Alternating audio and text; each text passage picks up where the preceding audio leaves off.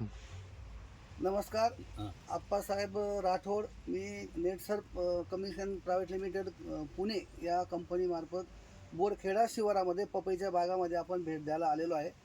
दादा, आपलं नाव काय?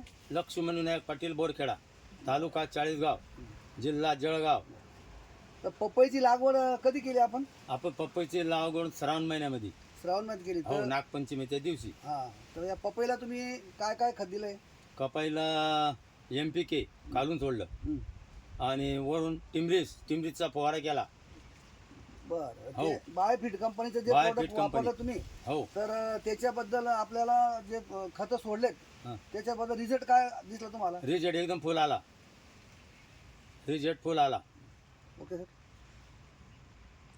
तुम्ही तुम्ही जो बूस्टर डोस दिला, NPKचा बूस्टर डोस दिला तुम्ही, त्याच्यामुळे आणि फवारणीमुळे तुमच्या पपईच्या पिकामध्ये तुम्हाला काय काय बदल वाटला? एकदम घटक फुल वाटला. हो.